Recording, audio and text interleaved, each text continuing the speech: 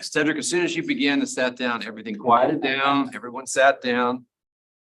EF HUD? Yeah, stop doing that. I'll go to the cemetery, so the rain. Exactly, absolutely. Any help I can get getting these started, Laura? I'm gonna start being. I know.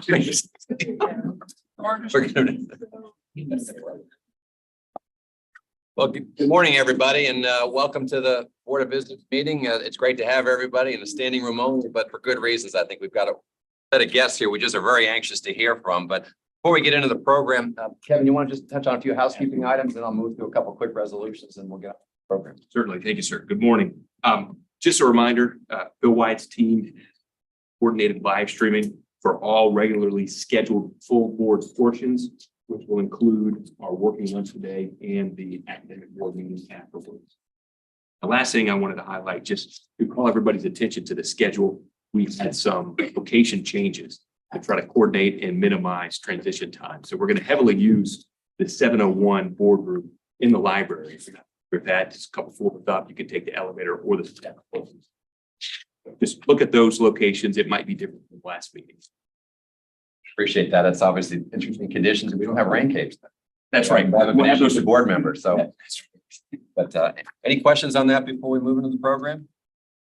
Now let's just a couple things to do. One is, can we approve the minutes? Can I have a motion to approve? Is there a second? Second. Any discussion or comment? Hearing none, all in favor, please say aye. Aye. Any opposed? They stand approved. The second one, you'll see in tab A. These are always bittersweet moments as people step off either the board or out of the faculty or member or staff. You'll see in tab A a series of resolutions to acknowledge those that have been so instrumental in helping us to be where we are today, actually. And so I think in mass, I think we're going to have a chance to reference some of those tonight at dinner. But for the moment, could I ask that we approve these resolutions? If you have a motion to do so. Second. Okay. And I'm sure there's no questions and comments because we're obviously very disappointed when people step away from what we know is a special place with, they make a pretty special contribution, but wish them all the best that they do. So a second, can I have all in favor, please say aye. Aye. Opposed? They stand approved. Thanks so much. Cedric, I think I can turn things over to you, and I think most importantly, introduce those behind us here. Sure. Why we're all here. Yep. Okay, Mr. President, ladies and gentlemen, welcome to the April Board of Visitors meeting. We've got a pretty packed schedule over the next 2 days. Started off yesterday with the XCOM. We're going to start off real quick with letting you hear from the outgoing core leadership, just so that they can give you just kind of a sense of how the year has gone as they have led the core, and talk to you a little bit about their successors that will come in behind them as part of the class of 24. So first up is Cadet Brandon Marks, who's our Honor Corps president. He's international studies major from Staten Island, New York, and he's set to go off and do big things, I believe, in the construction world. So, Brandon, all yours. Thanks, sir.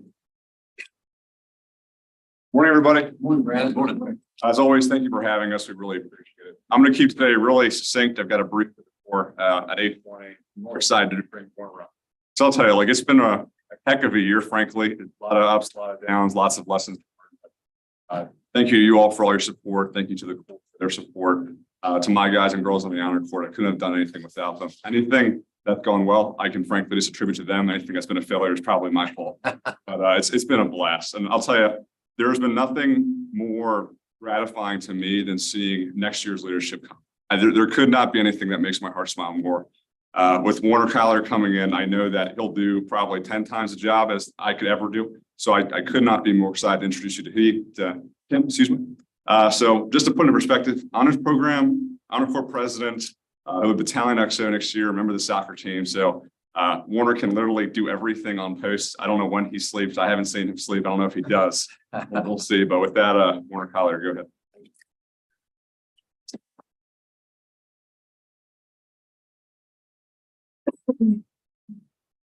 Morning, my name is Warner Collier. Thank you for that introduction, Brandon. It's very flattering. Apart from the activities and organizations I'm a part of, I'm extremely privileged and honored to serve as Honor Corps president for next year. And with that, I'd just like to speak a few words about some of our objectives that we want to touch on for next year. So really the two topics of focus that the Corps is looking at our education, of course, and also the different stakeholders in the system. So for education, we want to continue to improve on the foundation that last year's court has laid. Brandon and our VP for this year, Sibi Bhagavathi, have done an extraordinary job of educating the rats and the old court. So we want to continue that through quizzes for the rats throughout the year, continue to compile that data, understand where we're hitting our marks and where we're potentially falling short and how we can close those gaps. Additionally, we're going to continue plagiarism briefs through the library and S2, as well as we want to kind of formalize the education through the dikes and have them really sit down and walk through the charter and have an intentional way about going out about that, because in some of their first FaceTime with dikes, it'll be their first time hearing from somebody other than their cadre and the honor court a week about the honor system and what it means. Secondly, stakeholders. So obviously the code belongs to the core, and that's evident.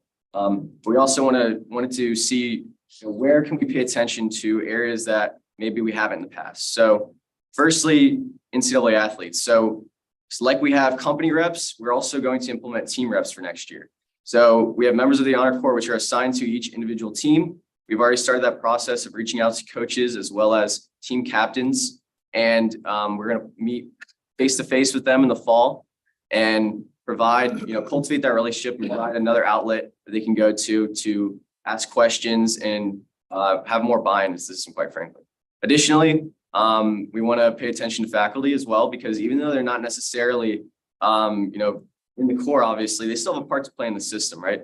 And they submit to up the chain of command and to us breaches of the academic nature. And so with that, we're going to meet with all the department heads as well as the respective departments all and kind of gain an understanding of what they're seeing, how we can be of service to them, and to continue that communication, update them on their cases so that they're not just putting it into a black box, not hearing any updates. So with that, looking backwards, I want to say the court has done an extremely good job. I cannot speak more highly of the leadership from the class of 23. It's been great.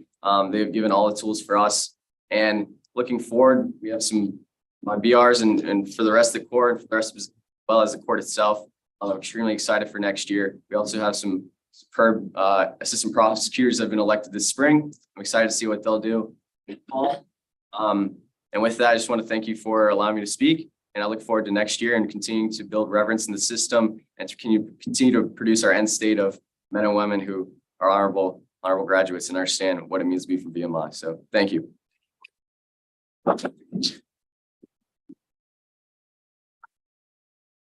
Okay. Next up is our Regimental Commander, outgoing Commander Blake Smith, ECBU major. He's set to commission in the United States Marine Corps. He's from Richmond, Virginia. He's planning on serving on active duty in the Marines. So, Blake. Ladies and gentlemen, thank you so much for having me here this morning. It's been my distinct pleasure serving as the RCO this year. It's been truly one of the best and most humbling experiences I've ever endured in my life.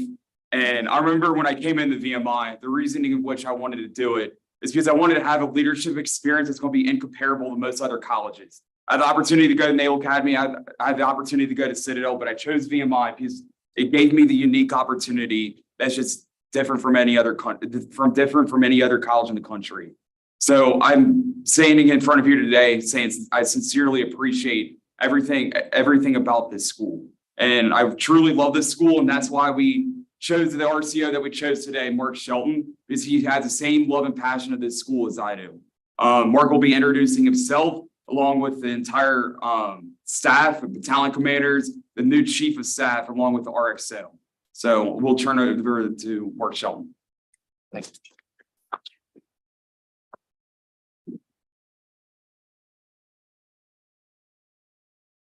Morning, everybody. Good morning. Thank you all for being here this morning. My name is Mark Shelton. I am from Stafford, Virginia. I'm majoring in computer science with a minor in cybersecurity. I'm a member of the VMI football team where I play the running back position. I am also planning on commissioning into the Army after graduation. Quickly introduce my staff. Regimental Executive Officer Paul Murray. Paul is from Falls Church, Virginia. He's an international studies major with a national security minor. Paul is the current Echo Company First Sergeant, and he plans on commissioning to the Army after graduation. Chief of Staff, Kate Taylor. Kate will be VMI's Corps' first Chief of Staff. Kate is from Newton, Massachusetts. She is a civil engineering major with a minor in language or Chinese language. Kate is a player on the swimmer on the women's swim team. She is also current S4 sergeant, and she plans on commissioning to the Army after graduation. First Battalion Commander, Justin Peterson. Justin is from Bristol, Virginia. Justin is a civil engineering major. Justin is also the recent awardee of the Benford Peace Merit Scholarship Award. Justin is also a member of the football team. He plays long snapper. He plans on commissioning into the Army after graduation. Second Battalion Commander, Madison Capilano. Unfortunately, Madison couldn't be here this morning. She's competing at the Sandhurst Ranger Challenge competition at West Point, representing BMI. Madison is the current regimental sergeant major, and she also plans on commissioning into the Army after graduation. And then we have Third Battalion Commander Miles Johnson. Miles is from Springfield, Ohio. He's a history major, minoring or concentration in military history. Miles plans on commissioning to the United States Marine Corps after graduation. So quickly, my intent, my goal next year is to implement a strong regimental system that focuses on instilling the Institute's core values of courage, honor, resiliency, striving for excellence, self-discipline, and then spirit of corps. I also want to focus on working towards producing honorable VMI graduates who are disciplined leaders of character and proficient in military skills. Thank you guys for your time this morning. Thank you for allowing me the opportunity to speak before you. Hope you guys have a great weekend. Thank you.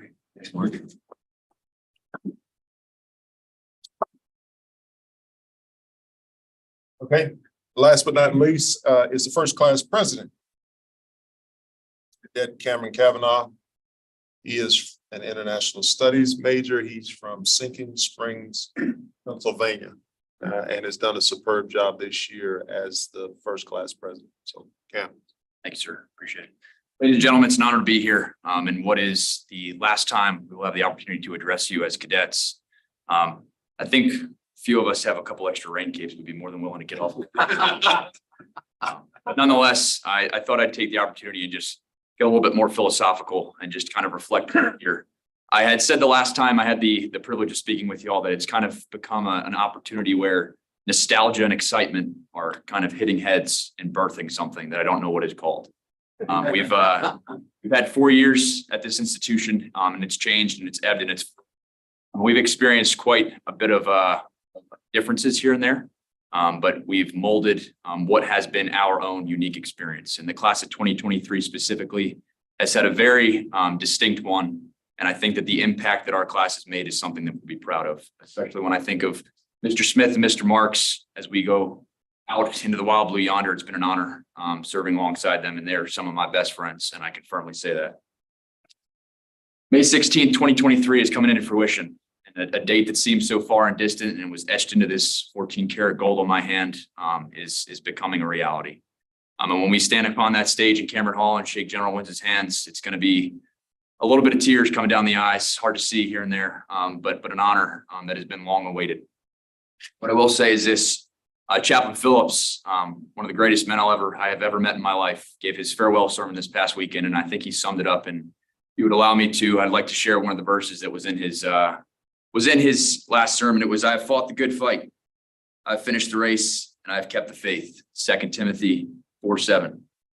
And it describes this journey. It describes every aspect of this place and every crack and crevice within the system. Whether it be good or bad, I think it serves as a moral compass for not only the cadets, but for all of y'all as you go through your decision-making and your processes and endeavors. As you carry the weight of this institution and what it looks like for the years to come.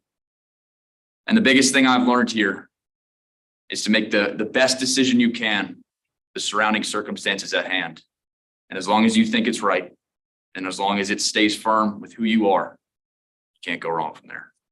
With that being said, Mr. Cole Cathcart, who is one of the finest gentlemen I've met, is actually studying abroad right now. He's the class of 2024 president. He's in Prague, Czech Republic. He's a few hours ahead of us. But nonetheless, one of his closest friends, one of the gentlemen I have had the distinct privilege to work with, Mr. John Lightfoot, Vice President of the class of 2024 from Chesapeake, Virginia, commissioning in the United States Army, is here to speak on behalf. So it's been a privilege, an honor, and a pleasure, and forever will be, to serve this institution. And I can only hope that we've done it justice. But nonetheless, the class of 2024 is going to do some mighty great things next year, and I have all the faith in him. Ladies and gentlemen, John Lightfoot. Thanks.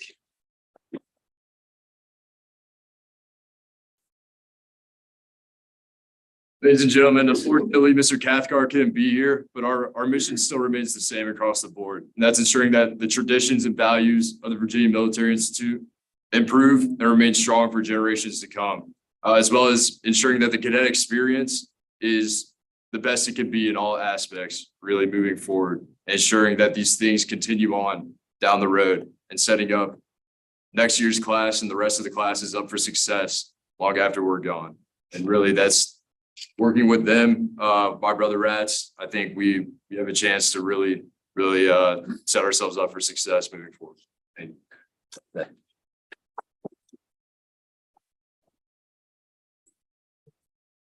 Maybe Senator, I'll speak on behalf of the board. Thank all of you. I mean, thank those that have led this last year for what you've done to help lead, because it is a core leading a core. And we all understand that we can do some things around the table, but it's you that actually make these things happen. And for those that are taking on the new roles, we wish you all the best. We're here to support you. You have access to any one of us, and best wishes as you go down those paths. And certainly best wishes as all of you take on your new next careers and journey. Very confident you'll do very well in whatever you choose to do. Any other comments from any other board members? I have a couple of questions. Sure thing. Actually, because at the last meeting, I walked by you guys and you guys stopped me and said, what would you like to hear from us? And I said, in the split second, I said, well, I want to hear that you're happy and that you got everything out of BMI that you expected to get out of BMI. So in this meeting, since it is also my last meeting, I came prepared to ask you guys some questions because you are the reason that we all sitting around this table. And as cadet leaders, I think you guys have been through a lot. You've been through COVID, you've been through an investigation, you've been through change in administration, a lot of changes in the administration. And I just wanted to understand and maybe get your perspective of, you certainly do not have to answer, but just where do you see BMI in the next couple of years? Where do you see it going? Maybe how it's affected your cadetship. If anyone would like to speak on that. And just what has influenced your cadetship and everything that's come. Yes, ma'am. I appreciate the question. Always take the opportunity. I think it's been quite the ride, to be quite honest with you, ma'am.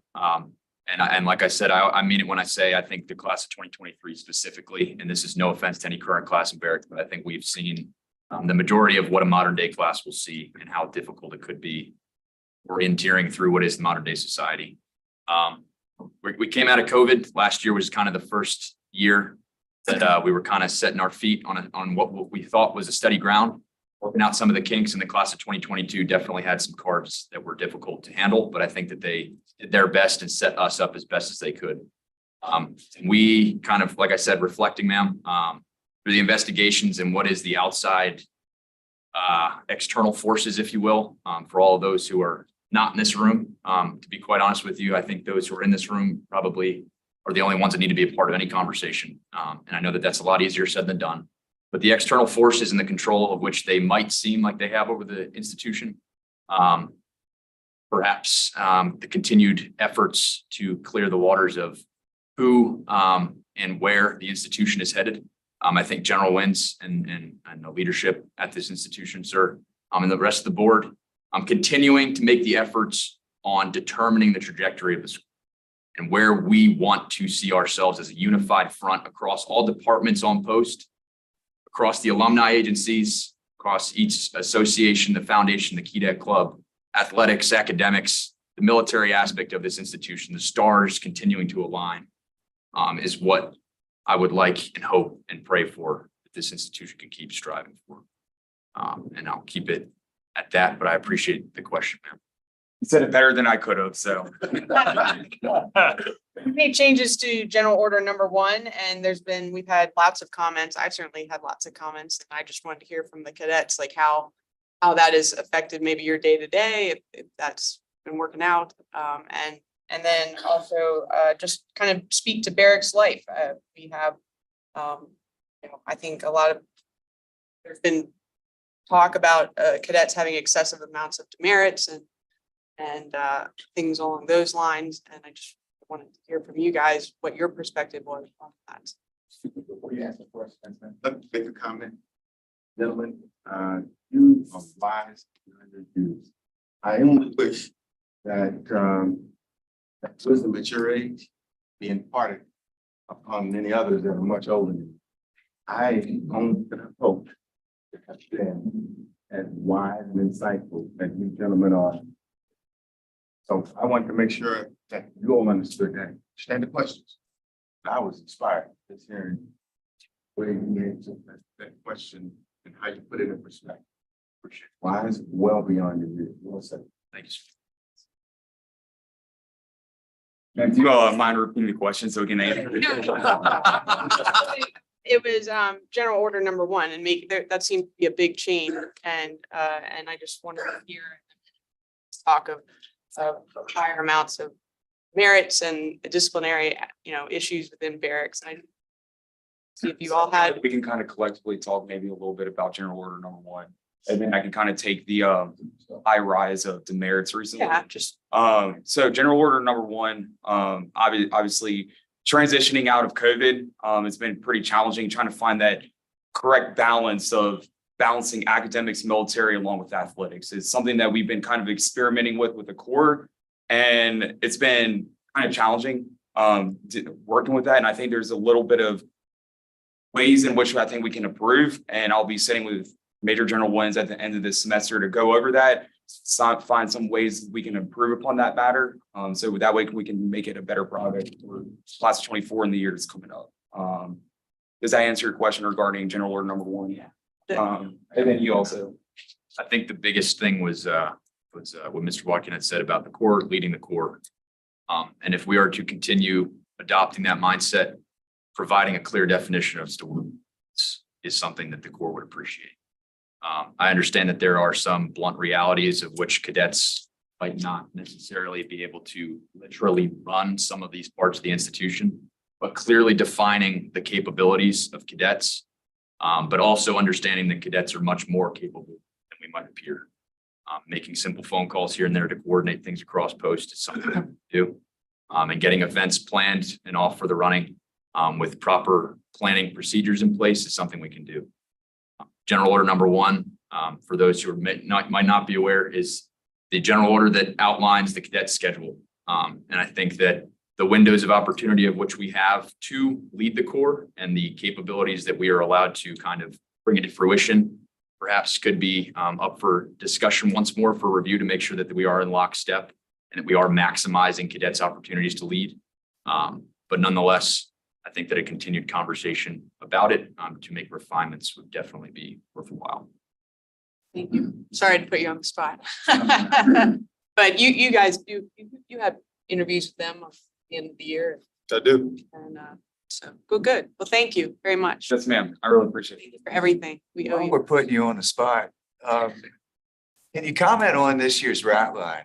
And the attrition was a lot lower this year than last year. I think last year might have been abnormally high too, but how'd the rat line go? How did you manage the attrition and all? So one of the biggest things that we looked for this year, and I feel like we kind of moved past that in prior years, but we're trying to bring it back this year. We kind of lost the building of that brother rat mentality. And the goal of the rat line is to bring a mass of individuals from all different parts of the country, bring them together and formulate them into a class. And that class is filled up with individuals with unbreakable bonds that will essentially last a lifetime. And it's the reasoning of which the VMI alumni connection is so strong. Based off my experience here, and I know I've obviously was only here for 4 years, I think we kind of moved past that and it became an individual sport with the rat line. This year, we decided that we wanted to bring the entire rat mass together, get them working together. And I think in all sincerity, I think that's the reason why we didn't lose so many people. I think in years past, we were like individualizing rats, and I think we just fell subject to, I would like to say bad habits. But I think this year we took a different approach that really made a huge difference. Do you have anything to add? For the smaller number of rats who were a part of the rat mass also made it for much more personalized rat-dyke relationships. I mean, when we lost a rat, it was one of my brother rats. There was no insurance policy of having a second one like there have been in years past. It was pretty much a 1-to-1 ratio of that very special and unique relationship of mentorship. And so when we lost one, it was a little bit more personal this year. I think a lot of people accepted that and rallied behind it. I understand admissions is a whole separate conversation, and there are ebbs and flows of that as well. But I will say with such smaller numbers, because of our classes pretty much matching up in numbers, they were very much so our own. We brought them in and hugged them a little closer than perhaps in years past. And we articulated that to our class and to the rat mass at the beginning of the year and over the course of the year, and essentially saying that you are our legacy, and we heavily emphasize the importance of them staying here throughout the entirety of the year. So we really cared for them the entire year. So I think that had a lot to do with it. You had a vested interest in their success. So not putting words in. Yes, sir. We sincerely did. Good job. Yes, sir. Any other folks? Got any questions? I'm sorry. No, I'm fine. That's good. Okay, down. Everybody good? Well, again, thank you all very much, actually, and we'll see some of you tonight at dinner and Yes, sir. in the future future meetings down the road. So again, look for the chance to connect. But thank you again. Yes, sir. I really appreciate it. Thank you.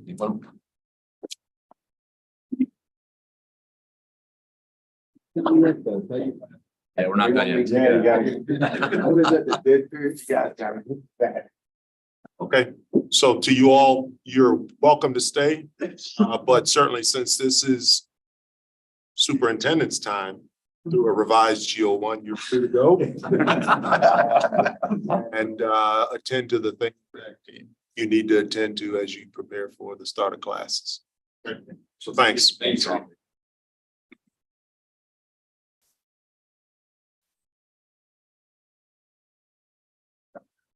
Thanks, sir.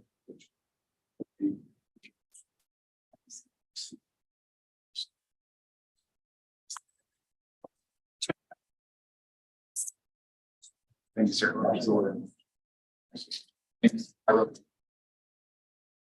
So I'm going to go ahead and just kind of hit the highlights of a couple of things. What I really want to do is I want you all to have the opportunity to hear from the various different staffs and execs on a couple of topics that we've talked about that are very important as we navigated through this academic. But just a couple of things I want to hit real quick. Obviously, we're heading up all the series of events that will lead to commencement, commissioning, change of command, memorial parade. Those events are coming here real soon. The days that will cover: 16th graduation, the 15th is Memorial Day parade, and change of command for the Corps of Cadets, where the new leadership that you just had a chance to speak to transition over. And then we'll have a commissioning ceremony as well. For those events, we already have lined up commissioning officers from the 4 main services as well as the Coast Guard. And so we're going to have General Gary Brito from U.S. Army Training and Doctrine Command. He's going to be the Army commissioning speaker. Major General Bill Bowers, who's a VMI grad, is going to do the commissioning for our Marine commissioning candidates. Rear Admiral Lane will do the Navy commissioning, and then Lieutenant General Philip Garrett will do the Air Force commissionings as well as the Space Force. And then in addition to those officers, distinguished officers, we'll also have Admiral Stephen Holland from the United States Coast Guard. We've got about 4 cadets who will be commissioned in the United States Coast Guard. And then for commencement, Governor Youngkin will be our commencement speaker. The next thing I just really highlight is this is that time also with graduation. We experience turnover And oftentimes that turnover is very, very normal. And so we have a number of academic positions where we have faculty, in a lot of instances, long-term, long-serving faculty or other faculty that are either retiring or moving on to other institutions, other opportunities. So this year we have several retirements. And we also have, as a result of the efforts of the dean and staff, already identified and selected high-quality new hires for mechanical engineering, history, ECBU, and IS, as well as Janet Battaglia, who has been one of our long-serving members of the staff over 20 years as our registrar. She's set to retire. In addition to those that will be moving on from the academic departments, we have a number of institute staff officials who will also be retiring. I'd like to acknowledge them real quick. A few are in the room. Wes Robinson, our IT director or chief information officer, will retire after 40 years here at the Institute. Wes.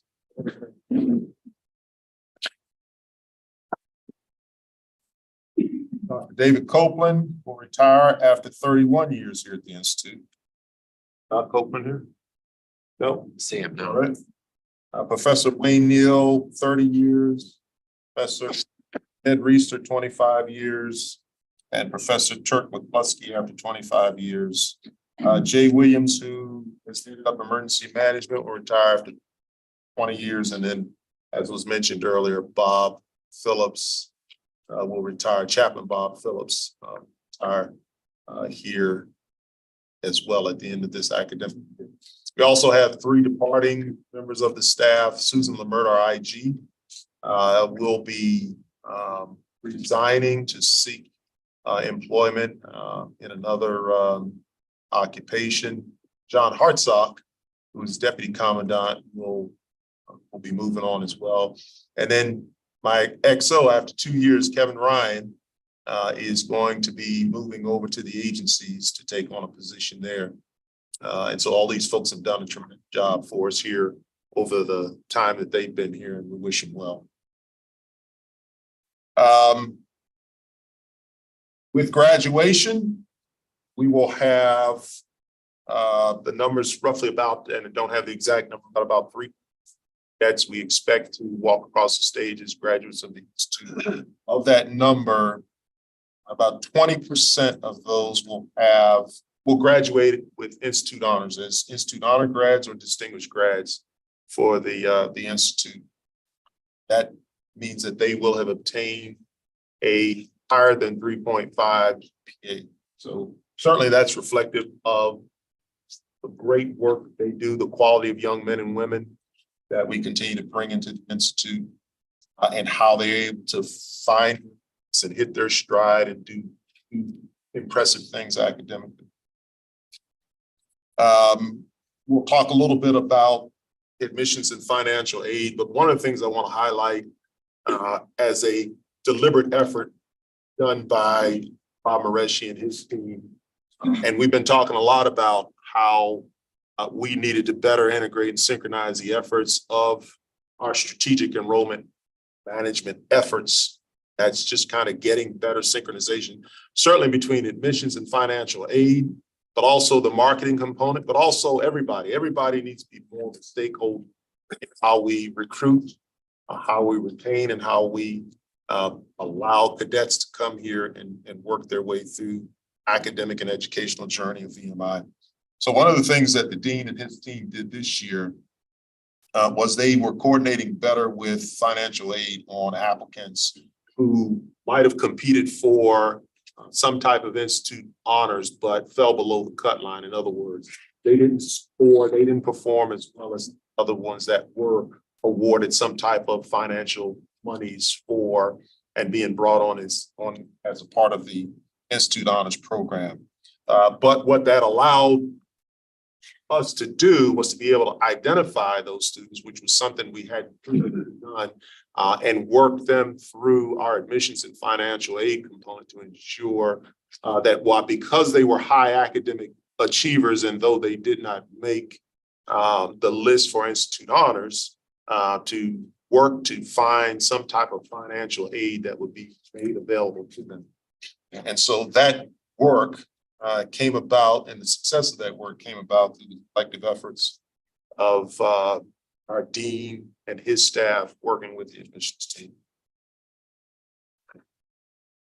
Throughout the year, I try to engage as many cadets, faculty, staff, people in the workforce as much as possible. And so a couple of things that we did this year, which was kind of a different way of doing things compared to other years. Last year, we did more listening sessions and one-on-one engagements. This year, we did focus groups, held focus groups with cadets. About 100 cadets had the opportunity during various times in the year to come and sit down and talk to me. We would send them a set of questions to allow them to just kind of give us a sense of some of the things that we might be able to have conversations about. And so a couple of things came out of those focus group conversations, and it really centered on what I refer to as the 3 F's. Cadets generally will express comments and or concerns or positive feedback about 3 things: food, freedom, and facilities.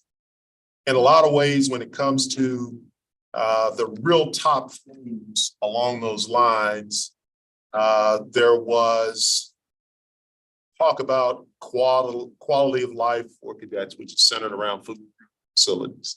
And so we've introduced some new things. We have the arsenal now. We talked to the cadets about food offerings in Crozet, the availability of food, the timing in which they can get food. Certainly GO1 has afforded them opportunities to manage their day, but to also get the nutritional value of things that are down in Crozet Hall. I think by and large, if you ask a cadet, food has improved this year compared to last year and probably the year before when they were going through and during COVID. And I think if you ask them which meal of the day they prefer or they enjoy the most, it's lunch period. And I think that's largely based on the variety of food available to them and their ability to go and grab additional meals or go down at their own leisure or their own time. So that's something that I think we'll continue to make sure that we pay attention to and we work through. The second thing is our Parents Council. So we do a similar thing with Parents Council just to hear them. I will tell you, we have a very, very good group of members on our Parents Council led by this year's presidents, John and Kathy Pila, who unfortunately are not able to be here. Usually this is about the time that they would speak. They would come just like our cadet leaders came and talk to you all a little bit about what their experience has been and what they've seen and any suggestions that they might have based on feedback from parents or their observations as we go into this year. But our parents have done a tremendous amount of work to help the Institute. Everything from making phone calls, engaging with prospective cadets, feeding cadets during tailgates to give them just kind of a little break and a little bit of a respite so they feel good about what they're going to. Oftentimes having the opportunity to talk to someone about what it's like to be a rat or what it's like to be a cadet here. So those things are going pretty well. The volunteer effort that they've given, I certainly consider it to be, they are some unsung heroes, far different than what it was like when I was a cadet here. My parents dropped me off at the front gate. They watched me, they watched me grab my bag. They watched me get my hair cut, and it was all at a distance, and I didn't see them again till maybe Parents Weekend, maybe. So parents play a vital role in a lot of things, to include the retention aspect, the overall wellness and well-being of our cadets. The third group of engagement that took place was with a women's committee.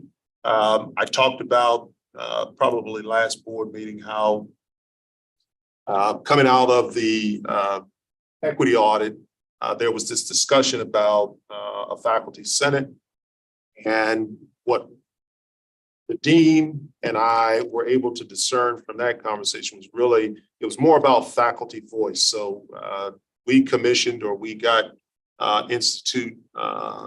institutional effectiveness Lee Rakes and his team to put together a survey that went out to faculty.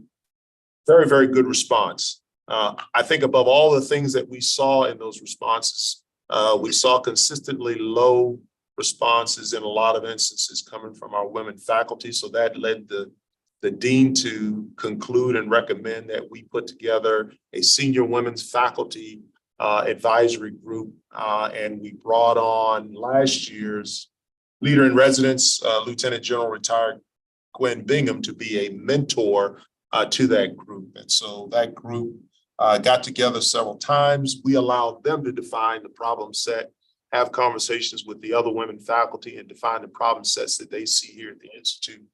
And they did that, and they came back and did a brief to me with a series of recommendations. They were centered on cultivating a culture of respect, the parental leave policy, making adjustments to the academic day. And so there's some areas that we will take a look at here in the future to see how we can make things better and what we do. Just one highlight I want to make, and then I'm going to stop talking. I had two things I want to make. Number one, just kind of a thing that I want to highlight about how impressive young people do across the board. So many of you may or may not be aware, there are a couple in the room that might take this as a kind of dig, but please don't do that. Our VMI ethics team won the U.S. Naval Academy Military Ethics Competition on 15 April. And they are the one senior military college that steps up and competes. And so we competed against U.S. Army West Point, Naval Academy, and the Air Force Academy, and we came in first place. And so led by 4 cadets, Cadet Harris Burton, class of 23, impressive young lady, Mr. Riley Schultz, class of 24, Miss Gabby Woodward, class of 24, and then Cadet Riley Malone, class of 25. And within our Center for Leadership and Ethics, Pat Looney, Colonel Pat Looney, also a VMI grad, helps coach and mentor those young people to success. So our hats go off to them for some of the great work that they did. The other thing I want to highlight is that partnership that we've been able to establish. Ever since I got here, I've been talking about a lot of opportunities that I know that are out there that we either are not aware of or are not taking full advantage of. And that's the opportunity to connect with various different research centers and labs in an effort to provide for faculty opportunities to go and study at those research centers, to bring back currency or bring back some level of research expertise, and for internships for our students. So one of the partnerships that the dean led the effort on establishing, along with Lieutenant Colonel Ahmad Sheikh, is with Army Research Lab, which is part of the Army's Combat Capabilities Development Command and part of the United States Army. And so we've established an Army Research Lab, Night Vision Lab agreement. We've also set up an opportunity for one of our faculty who's going to go and spend 10 weeks up at Army Research Lab this summer doing research, cutting edge current research on what some of the things that the Army's interested in and the Army's doing. In addition to that, we're going to have 7 cadets that are going to have paid internships under Army Research Lab this summer, where they will be living and working in Maryland, New Mexico, North Carolina, and California. And the last thing I'm going to mention is not this current cycle, but the cycle before, we had gone to state legislature to lobby for or request a top line ad, requested a top line ad, which was binned as one core, one VMI funding. We received $4 million of the $6.2 million request. And the largest part of that request was intended to bring into balance compensation for our workforce so that the compensation of our workforce would at least fall within the median compensation in their respective positions across the Commonwealth. And so we did a compensation study that was led by Dallas's team, FNS, but it had multiple stakeholders involved. And as a result of that, we implemented that in 2 phases here over this year. The first phase was geared towards increasing the compensation that went to our classified workforce, particularly those that I refer to them as wage grade employees, so that none of our workforce who are wage grade employees is making any less than $50 an hour. And so that first tranche of funds went out to them back in the fall. The second was to the remaining part of the classified workforce that are more salaried employees. They call them A&P classified. And so we were able to do that. That's about 200 employees that were impacted, where their salary increase was on average about 7.7%. And the larger increases were allocated to those higher demand positions such as nurses, police officers, financial services, skilled trade, physical plant employees. So with that, I'm going to stop and I'm going to turn it over to Joe and Shannon to talk unless anybody has any questions for me. Questions for Cedric before we move on? Doug? It's like we're ready to go, Cedric. Good.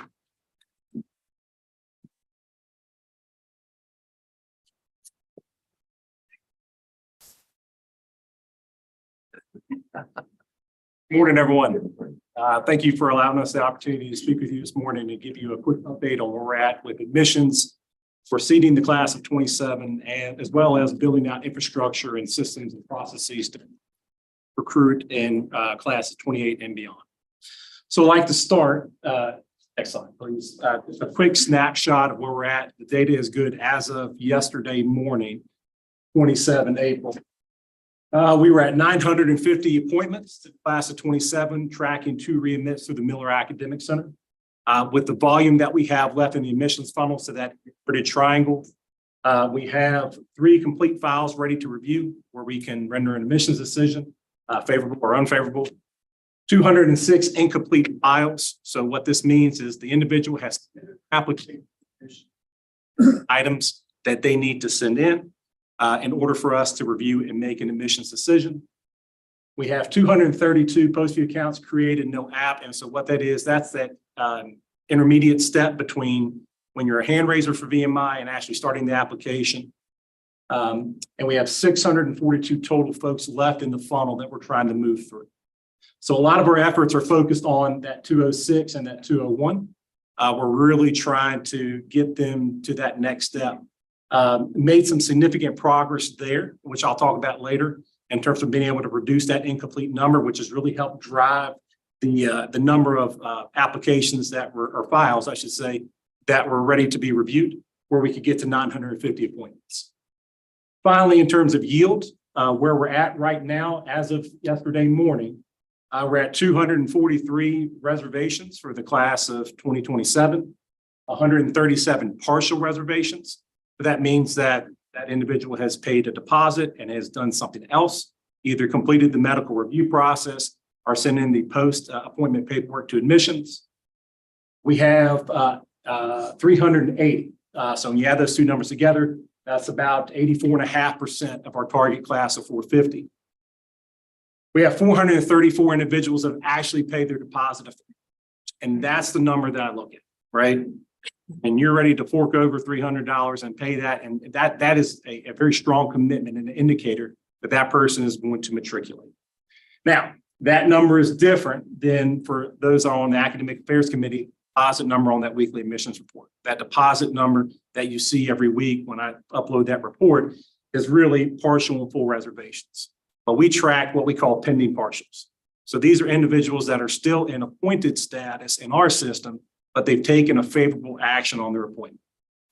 So 434 have paid their deposit $300, and we have a total of 450 as of yesterday morning that have taken some favorable or positive action towards accepting their appointment today.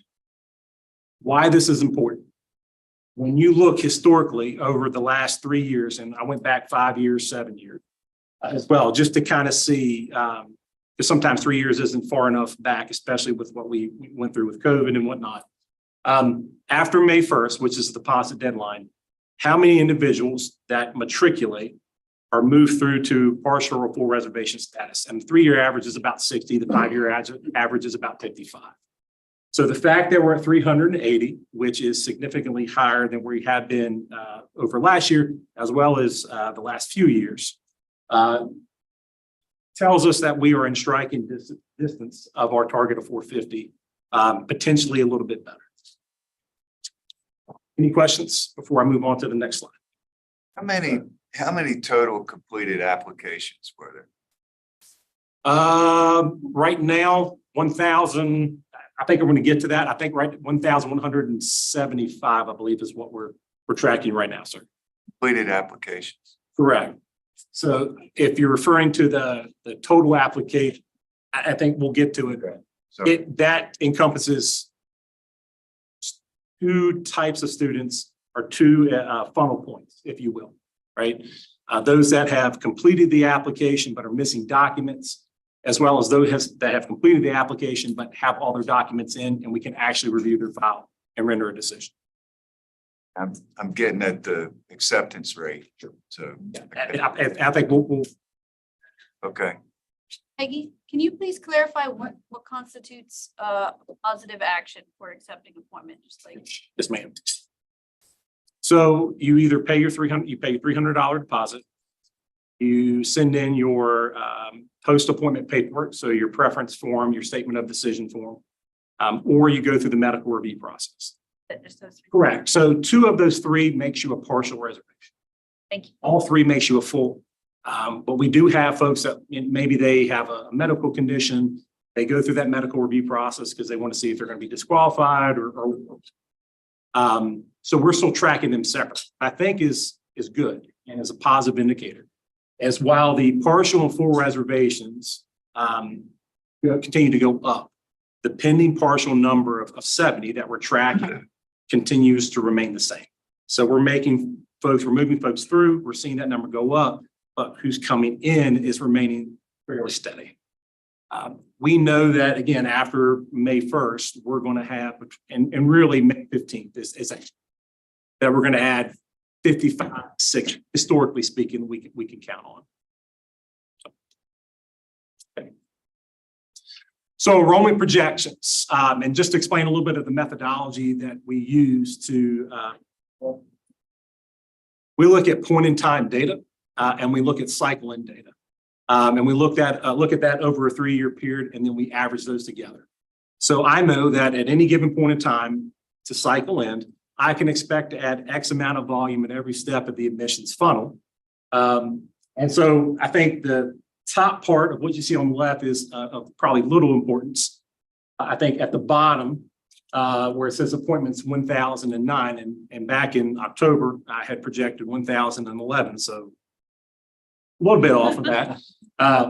But we know that historically at any point in time on April 27th to the end of the cycle, a 3-year average, we would add 59 appointments to that point in time total. And as of yesterday, it was 950. So we use those 3-year averages along with current funnel data to make projected ranges of where we're going to land, low end, high end, at every step in the admissions funnel. And then what you see over on the right are what those yield projections look like if we land on the low end with the number of appointments, where we land on the high end and sort of that midpoint, right? 975, 1,000, 1020. So right now we're up, I think about 12% in full reservations. We're up about 64% in partial reservations, which is a good thing. I have a high level of confidence that yield looks to improve to about 45–46%. I think it's a little bit too early. I think I'll be able to provide the superintendent more clarity in terms of where we're going to land with yield once we get to May 1st. But right now, again, if yield is 45%, if we're on the low end, the midpoint, or the high end of that appointment range, that's what yield looks to project. Any questions? How late into the summer can you offer appointments at any point in time up until matriculation day, I suppose? We can. We don't want to do that. We don't want that to be a habit. I mean, deadlines are deadlines. I didn't hear that. How late into the summer can we extend an appointment? I mean, It's going to change for international students. I mean, we're right up on that deadline right now. There's a lot of logistical things that have to be taken care of, and that really make it difficult for an international student. But out of state, in state, what we are currently seeing is that the service academies are digging a little bit deeper into their pools, and so we're still getting quality volume. And we know that they are individuals that have applied to the federal service academies or other SMCs because they list that on. So we can kind of pull that and track it. So I mean, theoretically, probably the beginning of August, but we don't want that to be we don't want to make that a habit. and said another way, how late can we accept an application? So we can, if someone takes a different route because they were rejected from the service academy, turn to VMAT, we can do that beyond our deadline. That is correct. Yes, sir. I mean, there's some challenges in terms of financial aid, and we have to work together in terms of making sure that they support it. And there's some other logistical hurdles, but I mean, theoretically, in August, we certainly could, but again, we don't want to make that a habit.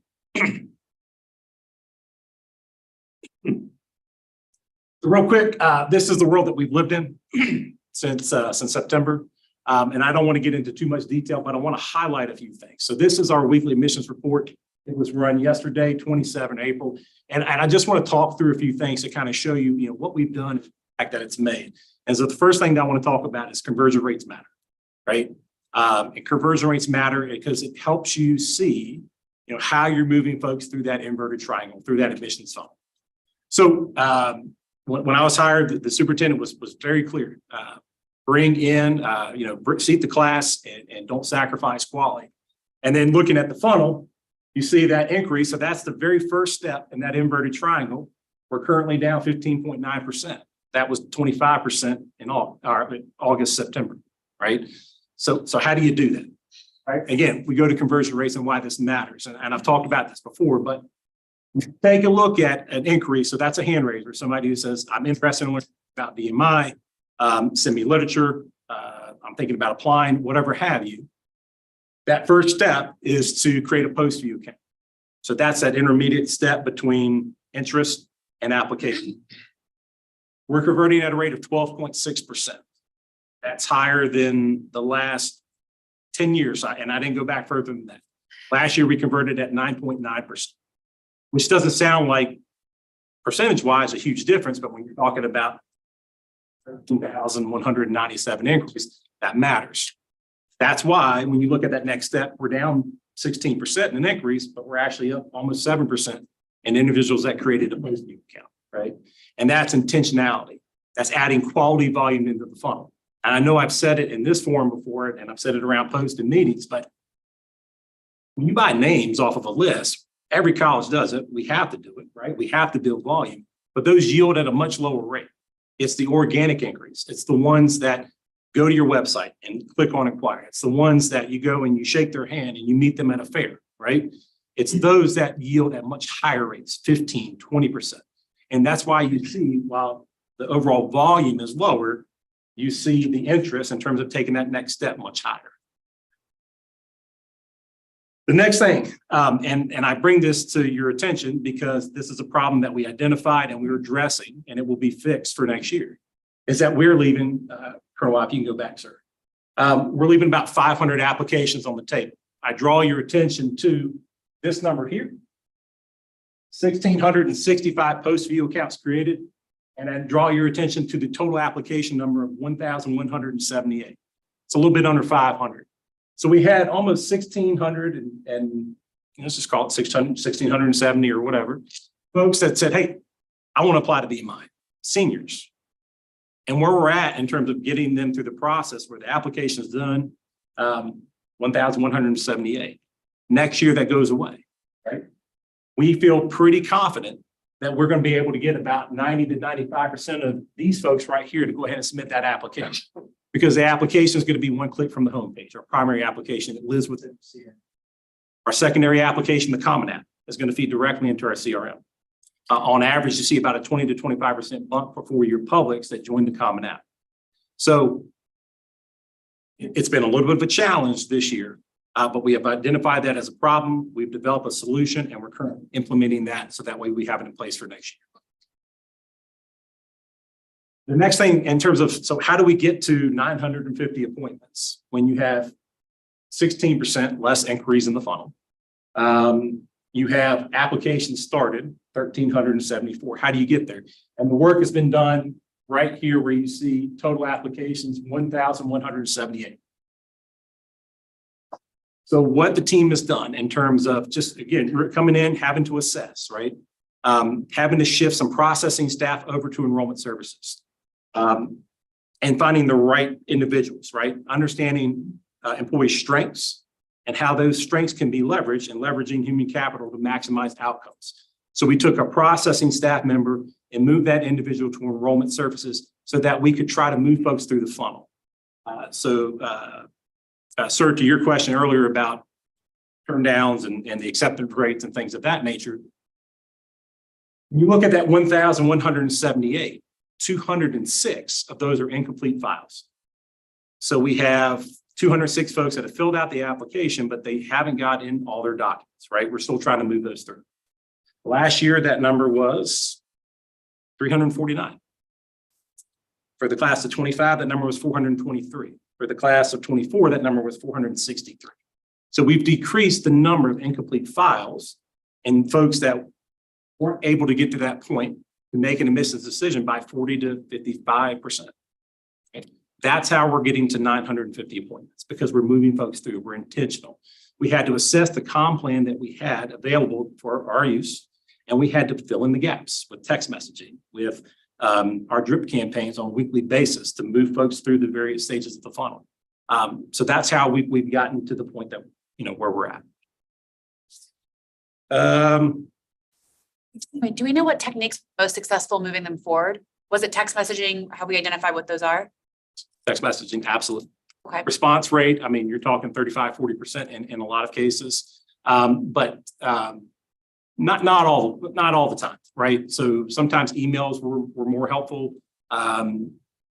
We actually found out folks that were in that total application line, so maybe they don't have completed files or they haven't submitted all their documents to be a completed file and that we can review it.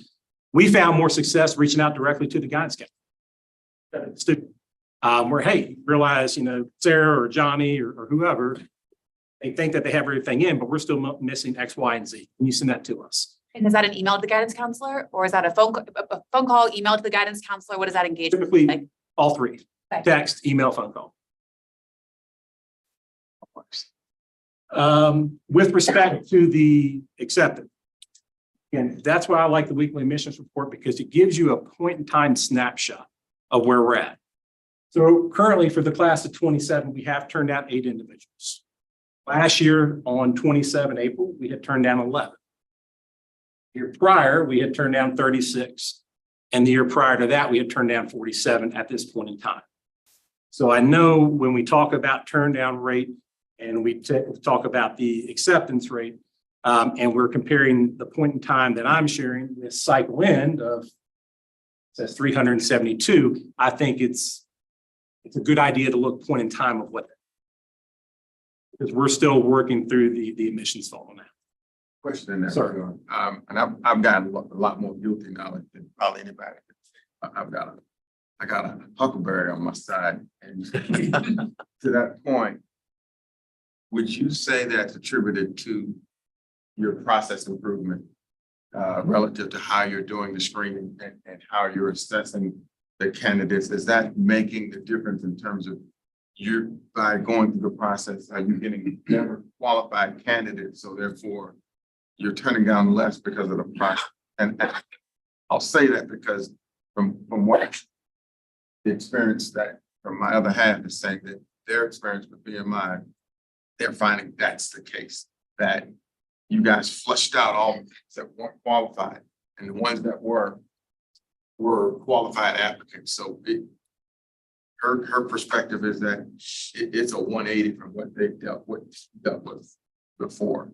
And I asked the question, I think I answered it myself. I was gonna say you did all the hard work for it. Is that what you're doing? Because the perception is that's what's happening. And I think there's a lot of truth to that, sir. One thing that I think it's important to note in terms of how we evaluate. And so that's a slide and we'll talk about it later, that BMI rank, why that's so important, because while there's a heavy weight on academic performance, right? What is that academic profile and makeup of the candidate? It is a holistic look at the student. And that has not changed. So we use the same rating system to score candidates for admission that we have for a very long time.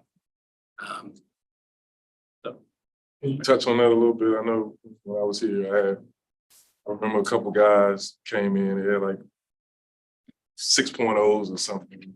They didn't make it to the so just briefly kind of some of those things y'all look at in and above academics to kind of assess a potential cadet. Different.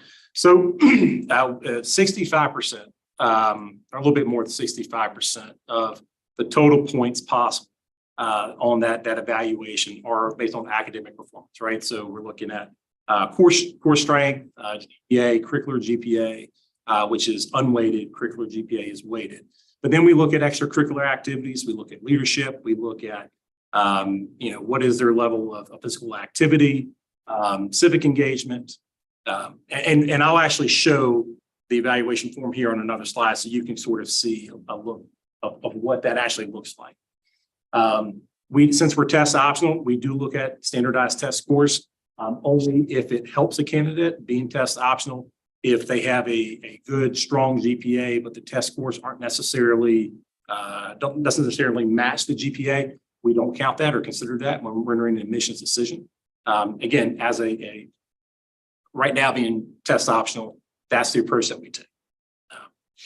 Who sets that criteria? Does the board set that criteria? Does BMI set that criteria of admissions?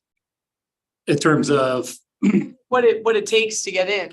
I mean, right now, my concern is, opposite of Gene, we've turned down 8 people, and that seems very, very nice to send me the GPAs and cumulative high school GPAs and of everyone appointed and who we have here now. And the average was a 3.6 across the board. But then we talked about in the same meeting that, GPAs are inflated from COVID. And so to me, the 3.6 should be higher to be on what we want, be on par. And then looking at the data that you sent me, it seemed like we were accepting, a bigger pool of people with, I forget what it was, but like a 2.0 to a 2.5 or a 2.5 to a 3.0. And then looking at those, of each one of those pools, the retention rate of those and how they'll stay and maybe not stay. So it was just, it's a little concerning to me that maybe, I know we're trying to get a volume, but what is the quality that we're getting? And then I understand we're, right now we're trying to get volume, but in the future, who sets the criteria to get in? Because right now it looks like, and I think just general knowledge is if you apply to BMI, you're going to get it. I agree with that. I don't. You don't, well, he's turned down 8 people. So I don't agree with that assessment. you don't agree that you can't apply, that someone I don't agree with that at all. Because what I'm reading, and I pulled the data and I did a parental analysis. I saw 1,175 applicants. That's people apply. Is that accurate? that is accurate, but full disclosure, that encompasses That encompasses individuals, for right now, 206. We can't review their file to render an admissions decision because they haven't submitted all the documents. So. I get that. Right. That is correct. Yes, sir. I'm at a different point of view of what your assessment is. That's people that have applied. And there's some that you can't review of. So we've gone through and you've gone through a screening process. And we've accepted of that 950. Now, through that, there's further screening that's going to render us down to a number of matriculants. And what I'm looking at also when I did a little back of the envelope analytic is, correct me if I'm wrong, where's Scott? There you are, sir. Cadet Affairs. What's the criteria for Army, Air Force, Marine scholarship? Scholarship, Yes, sir. Army scholarship, their program, you can obtain it, once you're here as a cadet. The starting off out of high school, I'm assuming, through Air Force. Yeah. They do require SAT, I believe. Is that correct?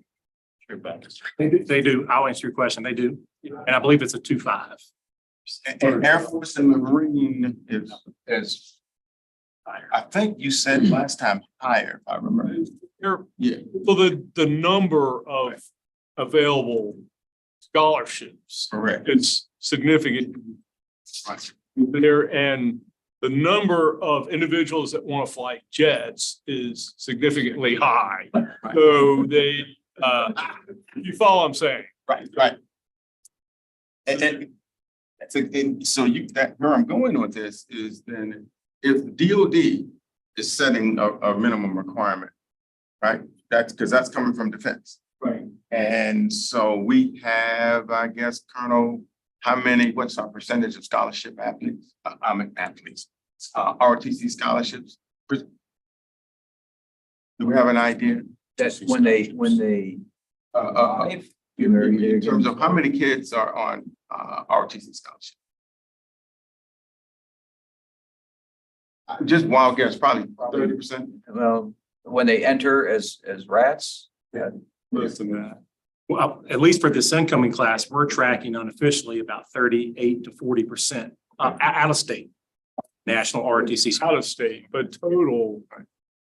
I don't know about in-state. I can just for Navy alone, for incoming 4-year ROTC recipient, they had 14 incoming last year, 4 years. They're at 30 that they're tracking right now.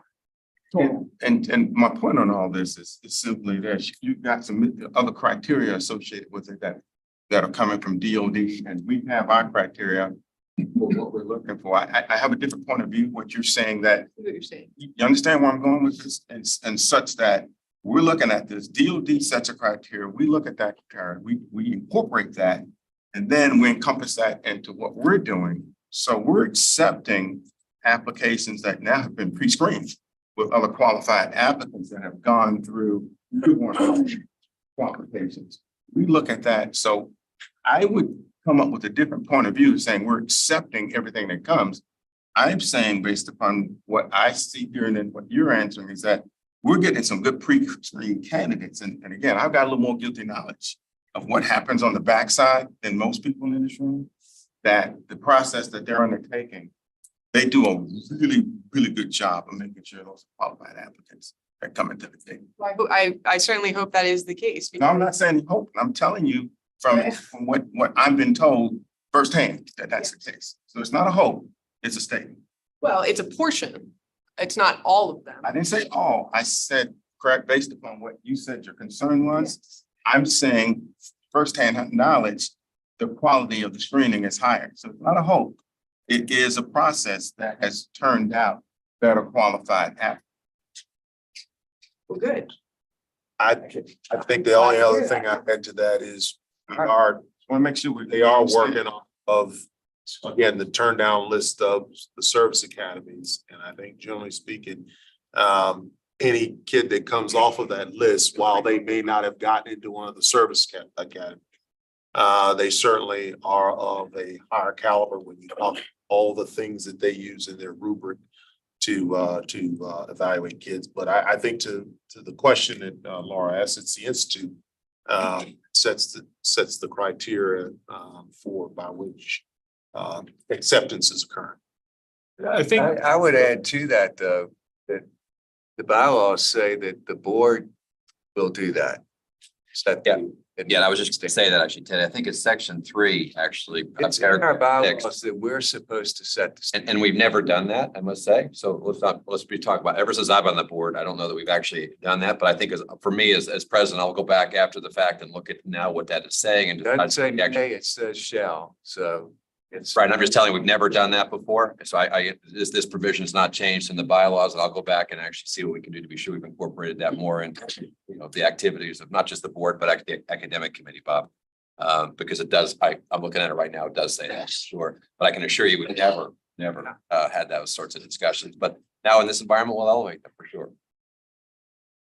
To include decisions about whether to require or not require SAT or other standardized testing. Well, that's where I think decide what's the level of granularity the board should be involved, because again, if you read as Teddy's done, item 6, literally, it would suggest a level of involvement that frankly may or may not make practical sense, but let's do it.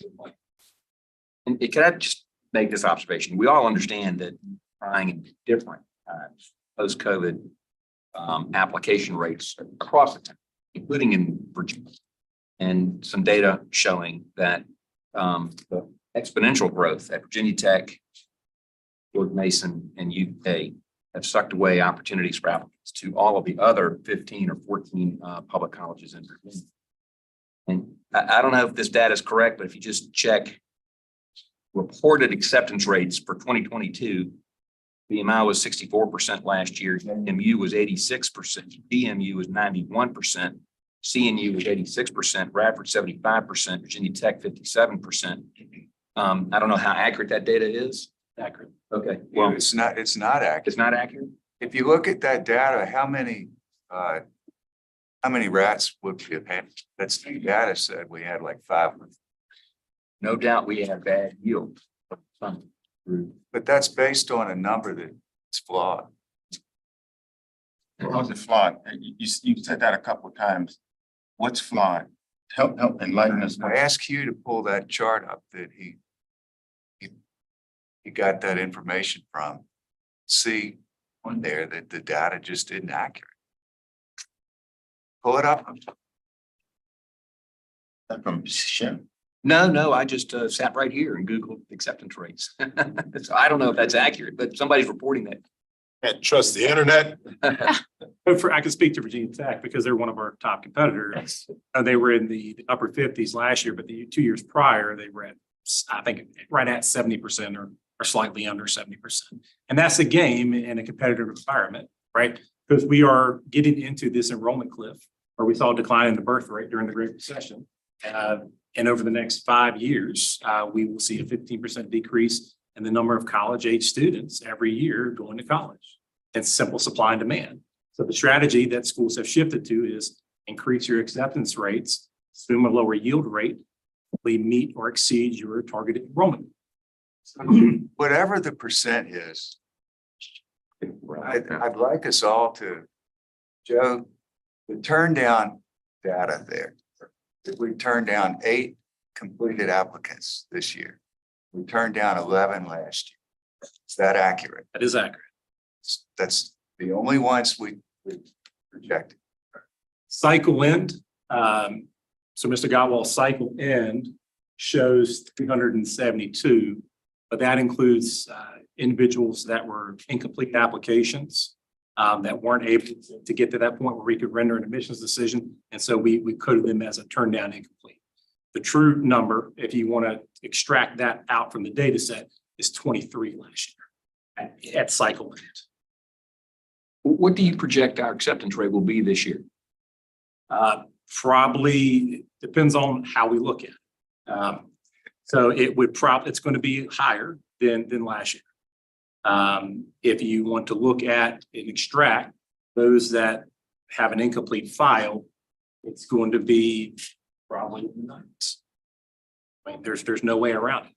I'd also like to point out that what the admissions office does which I've worked with them for 20 years. And it's our job as going out and finding candidates is to vet the kids before they waste a lot of money trying to get in line if they're not in advanced placement classes. So we're looking at a youngster, and you've got to select them. Are they going to succeed as a cadet at VMI? Can they do it physically? Can they go to the classes and pass? And if they're not in advanced placement classes, and I agree, these GPAs are grade inflated, but still, a grade inflated 3.6 is not too. So I think what you're not able to present here is what your admissions team is doing every day, vetting these kids and talking to them and saying, yeah, this is a great candidate, and helping usher them in. And that's really the nuts and bolts of what you got to do. You got to vet them. And so the turnout rate doesn't bother me if I know people are vetting, getting these best candidates, if that makes sense. It does. And we also provide guidance too for sophomores and juniors who are moving into that next year. What courses should they take? It's not always AP, dual enrollment, honors, IB coursework. But basically our narrative is challenge yourself because you're going to be challenged here. My degree is not in data science. I'm a psychologist by training. The problem is perception is reality. And if that back-end information about you screening applicants isn't transparent to the broader public and all they're looking at is the acceptance rate, that is what they're going to base off the selection pool or criteria for the institute is. And so I think the issue what Laura's bringing up is that it looks like if you apply, you get in. And the natural human assumption then is it's an easy school to get in. It's not a competitive process. If I apply, I'll make it, because they're not privy to the information we are here. So I think the important thing is being able to effectively communicate that if that is the case. I agree with that, but 5 years ago, yes. Now after COVID, I have my daughter's getting ready to go to college. And I've been looking at schools and I've been into this stuff like Mr. Gotwall here. I can tell you, it's all across the board. I went to Wake Forest, y'all hear me say that every time. That's why I'm on this board, because I'm a non-alumnus. And it's the same problems. We are not unique in that regard, okay? I just want to make sure everybody understands that. I know I love this place like I went here. And I know we all think VMI is the best thing since sliced bread, and it's great. But it's not a unique problem. I want to say this board has commissioned them to get out every accuracy that there was out there, as transparent as possible. I think that has been done to the best of their ability. And that's why we're getting the applicants that we're getting that are qualified to come to VMI. If you remember some board meetings, some people didn't even know this was a military institute. How do you apply to Virginia Military Institute and not know it's a military institute? I did okay in school, but I'm like, it's a military institute. So I want us all just to take a deep breath, understand where we are. We are doing great. I think this board has gone above and beyond measures. This has not been easy for anything. I've been on the board 4 years. This may be my last meeting. I have no idea. But I can just say this is not unique to VMI. I think we're getting better quality applicants because of the transparency that this board has commissioned, because the admissions office, what they're doing. I can't see that chart, but the numbers that I hear sound great. If you hear we're getting 15-20% increase in Navy, is that right? I wanted to go to the Naval Academy. My dad was terminally ill. I was not afforded the opportunity because you can't just leave the Navy and say, my dad's sick. I'm sorry. That's awesome. Let's highlight those things and talk about those things. And I understand the concerns. I have the concerns too. It's about communicating the story. They also sat the non-alumnus together. So I think we're back here. They were here together. They put us back here. But that's all I wanted to say is I think honestly, the transparency that we have shown through everything we've been through the last 3-4 years, the 4 years I've been on the board, between the investigation, between COVID, between me having a daughter, like my daughter is running track right now, looking at schools, VMI is on that list. She's looking at schools right now. So I'm paying a lot of attention to admission rates. I think 5 years ago, your statement would have been spot on. But I think now with COVID, it's not as concerning to parents that I've talked to, because they know it's everywhere. I mean, that's just my 2 cents to it. Thank you, Mr. President. So we're going to keep on pace a little bit too. I don't want to stifle conversation. Don't get me wrong, but I also would be. Sure. Break up in the community. Joe, can you and you get to kind of the essential charts here and just highlight, or just pick your pace up pretty doggone swiftly. Yes, sir. Appointed data. So these are the 950 appointed. Looking at 83.4% male, 16.6% female. You can see the breakdown by race. 71.6% white, 16.8% minority, 5.6% dual race, identifies as dual race, 6% unreported. And then residency, we have more out of state than we do in state that have been appointed. And there's a reason for that, because they yield a lower rate. So you want to admit more out of state to try to get to that 55-45 ratio. Next slide, sir. Skip that slide. Yeah, yes, sir. All right. Let's go. That's fine. So we're going to look at the academic quality of the class, looking at it holistically, high school students, looking at transfer students, all in the same graph. And so what you see here is just a breakdown by bucket. So each bucket is a quarter of a point. And you can see in that bubble, that's the number of students by rat year that fell within that GPA bucket. So you can see that for the class of 27, there are more appointments in that 2.5 to 275 bucket than there were in previous years. But there's also more in the higher buckets as well, 4.5 to a 4.75, 4.75 to a 5.0, right? So generally speaking, when you look at the average GPA, 6.3 for current class, 3.69 for the class of 26, 3.69 for the class of 5, and 3.67 for the class of 24. Things are very, very similar. Joe, do we have any data on retention rates, academic performance by those different GPA levels? Not out of my office yet, sir. Lee, you're doing some work on that. Okay. Are we at a point where you can speak to it, or at least kind of what some initial indicators are? Initial view, it's probably intuitive that the lower the GPA, the slightly less likely to be successful, but I don't have the actual data in front. I don't want to speak to particular, sir, but without that. To be clear, this chart right here shows everybody. High school students, transfer students. The next chart looks specifically at high school students, traditional students. The chart after that will look specifically at. That was my concern, was the buckets and the lower and the retention rate of those, lower GPAs and the higher the numbers. And I just want to make sure, because we are trying to get volume, that we have the capacity, and then that goes into the dean's office of how are we prepared to help them? Are we prepared to keep them so that retention rate is higher because we have the larger numbers? That is my concern. And because, it's great that we're getting them, but they also have to stay here, because it's just like, still a financial issue if they leave. And I just want to make sure that we're prepared for that, not overwhelmed, and we can help get them through until we can get back to, the standards, or I guess we're pre-vetted, but until we can get back and back to where we were and have those lower GPA buckets be lower number. Enrollment management. Yeah. So one of the things we've been talking about is academic success, right?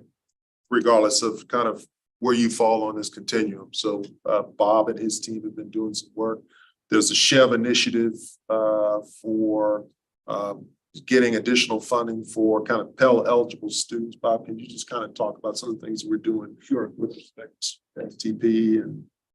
Sure. So we're increasing, or working on increasing staff in the Miller Academic Center. So we had a position that came from the 141 BMI funding.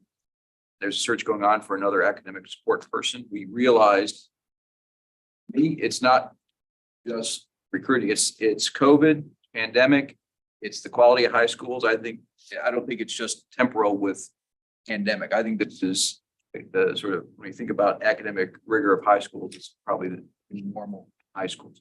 So we realize even for good students, right, even for students above the line, there's more we can and should be doing in terms of academic support, and bringing them along, working with the commandant on trying to reimagine Hell Week to build some time at the end prior to registration day and the start of classes to have academic orientation time with the entire RAT class. Trying to build that in for this August. We are increasing the staff in the Miller Academic Center. We have put in this, so in Pell eligible students, we're in a group that this was identified as being in the Virginia Public's lower than at the average. We have about 15% Pell eligible students. And so the state has put together some funding to go after to schools to try to recruit and bring in more Pell students. Then I think we should know the next month or so whether we receive that money, because it's available July 1st. There's going to be, we put in for not only to recruit, but also to academically support more students. I'm going to pick on off of what happens in athletics for all RAT athletes. They have a mentoring program with weekly check-ins with RAT athletes, not advising per se, but mentoring and helping you through the process. And I'm going to try to mimic that with the rest of the RAT class because they need it. I think it's new normal. We just have to staff up. I think it also bleeds over into barracks. I think if you also holding a standard, I mean, that's certainly why I came to BMI.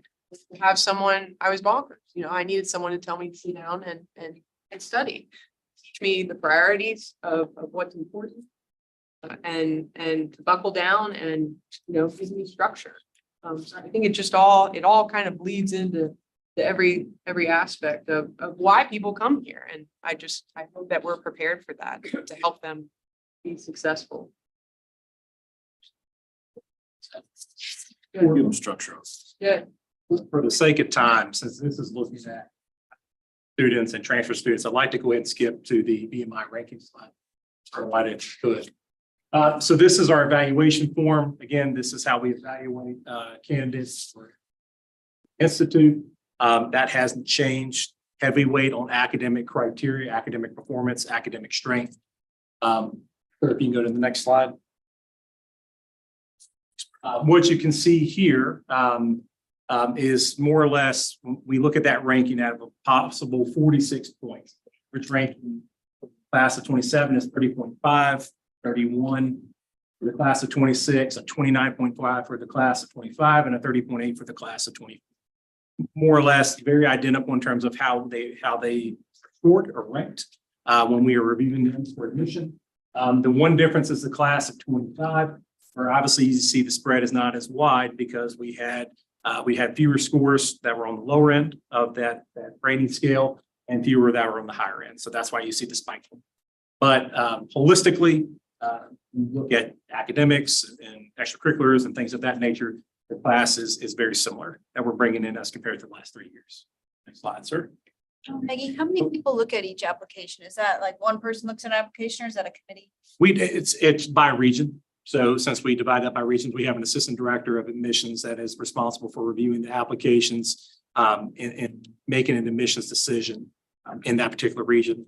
Offer training in the office to try to ensure consistency when we're looking at that rubric in terms of how we're going to rate applicants. Slide. Just some quick updates. We are moving into phase 2 of implementing our new customer relation management tool, Element 451. Wave 1 was inquiry forms and application. Now we're working on building out senior comm flows. The application is almost done, but that's moving along with the targeted implementation date of July 1. Moving forward with our new lead generation vendor for sophomores and juniors, Spark 451. We've begun purchasing names and sending out mailers and emails, and they are helping us build out our junior and sophomore comm flows in our new CRM. Common App, we remain on track to implement in July and be ready for August. And that will be, again, our secondary app. For your publics on average see a 20 to 25% and applications. On the recruitment yield side, in the first half of 2023, we've executed or will execute 105 in-person recruitment events. We have our fall schedule, nationally speaking, in terms of what fairs we're going to attend already set up. And we will finalize that for over the summer in terms of, where we're going in Virginia. Some tour schedules aren't out yet, like Back Road, but that remains to be seen. Real quick, we continue to increase the number of guaranteed admissions agreements that we have with military high schools. 4 in Virginia, 1 in Texas, 2 in South Carolina, and 1 of those is pending. Our goal is to do a lot of work with that over the summer to try and increase that number. And then finally, down at the bottom, and this is a kudos to my staff and the work that they've been putting in and really all stakeholders that have been involved. We've been able to get out and add quality volume into the funnel, but we're still trying to fill 3 recruiting positions, 2 full-time, 1 part-time. So again, that's a testament to alumni helping out, parents council, cadets, just everybody, just a holistic effort and trying to add quality volume and bring in quality young men and young women to apply to BMI. And that's all for me. Thanks, Joe. Thank you. Good morning, everybody. So just quick snapshot of where we're at. This is as of yesterday. So for the current class of 2027, total financial aid offers, that's all types of aid. That could be athletic, call to duty, federal aid, you name it. There's 527 financial aid offers that are out there. We have 20 more waiting on my desk for me to get back and look at today. And of the current core, we're at 565. That number is lower just because we're waiting for final grades to come in. We started and we're trying to get through them, but of course the priority is seating the class. So to Joe's point earlier about those that have made a positive effort or movement on their reservation, 76% of them have a financial aid award. So currently, if you look in the fact book, we're at 88% of the current core is receiving some type of financial aid. So that's pretty much in line with where we're at right now. A good sign. So call to duty, I'm not going to go verbatim on this. I just want to explain a few highlights for you. So 239 received, 84 have been funded from or awarded from that specific fund. We have 3 others that I was able to use other foundation funds to. They're from Indiana or some other foundation fund can help with that. And then we have 3 more that could actually be awarded that just came in from another fund. So that potential 5 is actually 8 at this point. To add to that, the big thing with this is Army just also found out they have another 15 3 scholarships to award. That number of applications is incorrect as of today because we've had a huge influx since I created this chart for you. So the total of the alumni portion are those that are receiving an ROT, that are not receiving an ROTC scholarship. They're getting the room and board component covered. That's at 10 instead of the 9. And then the alumni referral grant component, that is with the alumni agencies. That's anyone who did a referral form on the website and they came in, we have 6 awarded right now, all from that same bucket of. As I mentioned earlier, the Navy numbers, they were 14 incoming full year ships last year. 30 right of those 30, only 6 of them have not applied for the. So just to give you an idea, we're seeing another big influx of applicants. This is why I refer to this as a game changer. So very, very thankful to the agencies. Now, good things beget more good things. So we just got to figure out for the next 3 classes.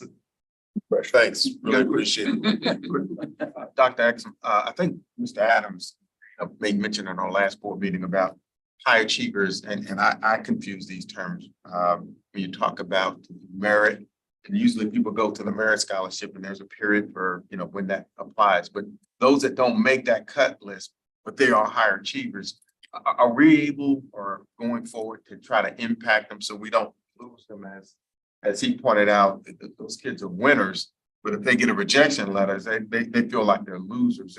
Is there a way financially to come up with, again, I don't want to use the word merit because then it automatically goes to merit scholarship, whatever the term, Doctor, if you could help me in that understanding what the right vernacular would be of stating it.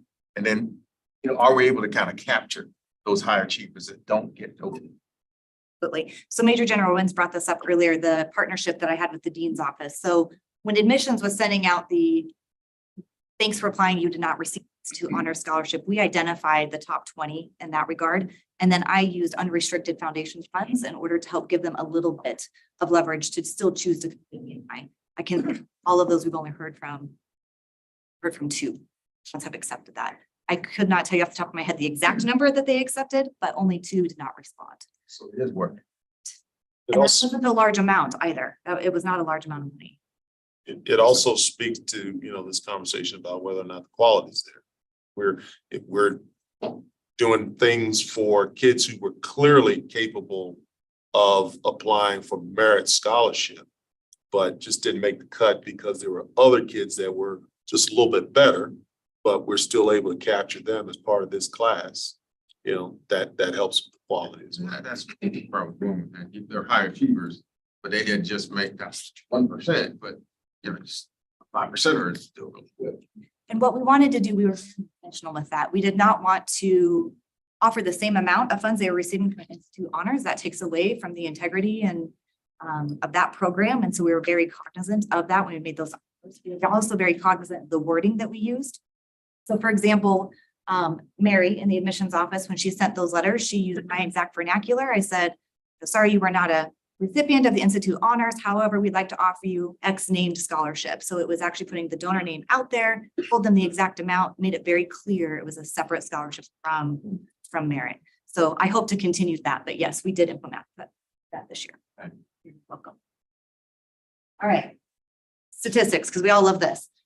So 3-year recipient data, this is based off of all the information you see on the prior slide. So for those 3 years that are coming in, 44%, 44 or 96% are Army, 4% are Navy. The breakdown of that, 33 out of state and then 13 in.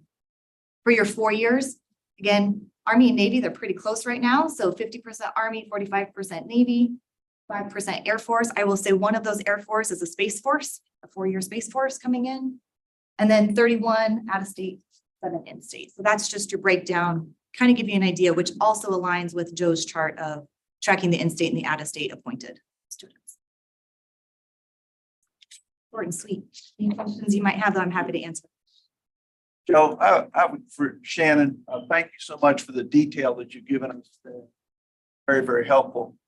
I believe at a meeting or two past, you categorized the VMI application process as cumbersome or clunky. Can you say that you've made substantial progress in streamlining our application process so that it's similar to other colleges and universities in the Commonwealth? Effective next year, August 1, when the application opens for the class of 28, yes, sir. We've had to implement short-term strategies and extend our drip campaigns, moving folks through the funnel and using texting and emails and calling to try to move folks through. So for right now, we had to sort of work within the framework that exists, but for the class of 28 and moving on, those problems have been. One last question for both of you. With what's coming next year, don't want you to commit. But perceptually, in terms of it's your goal, what do you think the impact would be of Common App, CRM, and the things that are going to, as Mr. Miller just asked, put us in a situation where it's a one-click? What do you think the impact will be, particularly what you're doing with financial aid, tying that in? Will 500 be the baseline of qualified applicants, where we might be turning away from 600? I don't know. What do you think the implications, without committing, just a sense of what the? I think any individual that is interested in EMI is going to find it easier to apply, easier to get through the process, and will be able to know how much they're going to have to pay faster, which ultimately would lead to increased yield. Does that answer your question without answering your question, sir? That, if I may. So they're going to be able to apply easier, less barriers, less hurdles. The class of 2028 has a unique challenge because the FAFSA is changing. So the FAFSA itself will be easier to complete. However, there is an entire new calculation to determine your Pell eligible students. So the EFC is being replaced with the student aid index. So what VMI has to do, as well as every other school in the entire country that has a FAFSA application that they use, they will have to completely rebuild their systems, completely rebuild how they're packaging and awarding financial aid. So to Joe's point, yes, they'll be able to come in easier. Financial aid, we're already planning on this. We already have a plan in place to address this, but FAFSA will not open till December this year. It's been October 1, it'll be December. So in full disclosure, we know that, we're prepared for that. We're tackling it from the ground up right now. We're gonna make it work, so. Two-part question. Before, I had this question before you mentioned FAFSA. What is the tuition cost here at VMI? And then two, what does the average student pay? So I think a lot of people don't understand what an average student pays at the institution. I don't have that number off the top of my head. That's okay. I could get it to you, but right now it'd be pure speculation off of. 31,000 for Virginians and 62,000 out of state, but the actual pay and sort of the net price calculator. I think what we anecdotally would say, I don't know what the latest date is, but Good ballpark. It doesn't have to be people exact. graduate with about $20,000 worth of debt. Yeah. So we've had and maintained on average, a very robust financial aid program. Thank you. So my point for that is you're getting a grade A education here and you're going into maybe $20,000 worth of debt. Whereas if you go to Wade, you're going to be $200,000 in debt. Just a point of reference. Yeah. Which is one of the things that contributes to the high ratings. Payscale.com talks about, best value education and the criteria that, so. I make a comment. Sure. Sir, to your point, and I'm gonna say this every chance I get, we've made an intentional effort, I like to use this to synchronize the efforts of admissions and financial aid. Where you see Shannon, you're gonna see Joe. But to your point, those that aren't here, those students who are applying to college, they're not quite sure the value proposition. So the third element of this as we mature our strategic management is to give you insight into our marketing reach, value proposition of VMI. So we're preparing for the next academic year. So when you see these briefs moving forward, we like to provide that element of marketing reach, content, et cetera, beginning of how a student begins to look at VMI, get into admissions and financial. So that's one of the improvements that we'll look forward to making the next academic year. Thank you. If we could, so in the interest of time, I'm going to ask Dallas to come up and brief the financial piece because that's important. Absolutely. Ongoing discussion about what we're going to do with tuition and fees for next year. And then we can probably use the other committee meetings to have the discussion on the other areas.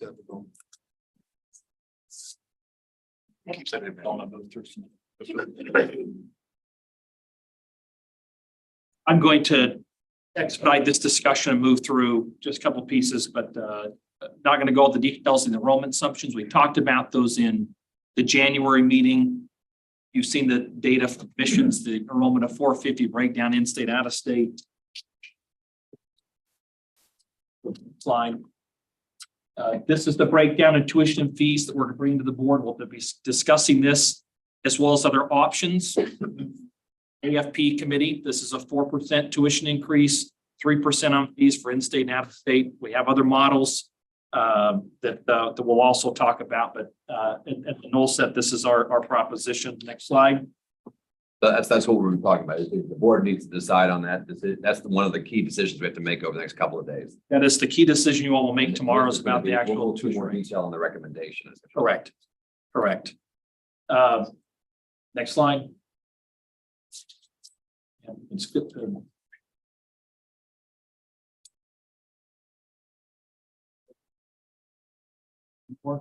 Okay. I'll straighten my own hands here. Let's go one more. The previous slides basically said state support is 27.5, private support is 29 million, and tuition fees 50 million. That's what those last slides basically summarized. I just want to slow this piece down and then go through a quick chart. We'll go through in a lot more detail in the AFP. If we look at fiscal 24 to 29, and a number of you are part of the 12 April meeting, we laid out some pieces. We've come back and revisited a host of assumptions and adjustments in the budget. I just want to say as we look forward to getting through the 24 and on, we're assuming no new significant state funding. Doesn't mean we're not going to look for it, Doesn't mean it's not going to come. But in these models, just an element of conservatism played in there. So you're not seeing any state funds. We're including a 7% salary increase.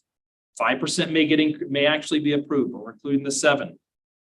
We're assuming the $1,000 bonus will be passed by the state. We're assuming the 4% tuition increase and 3% fee increase. Point number 5, in all years going out, we're assuming 3% and 3% in state and out of state. So as you see these models. In point number 6, talked about those projections already, the 450, we have 495 in fiscal 25 and 515 in all years going forward. We do have inflation factors in there for all contractual services. We built that into the budget. We're not projecting any new employees. We're going to have on point number 9, a very diligent, deliberate management of our vacancy and turnover savings. And then there's actually nothing in the budget for any major new initiatives. This is very bare bones. It's a pathway forward. It works. If there's other new money that comes in, changes enrollment, changes state funding, then there's opportunities to take on some of those pieces. So as I mentioned, just a high level of conservatism. Next slide.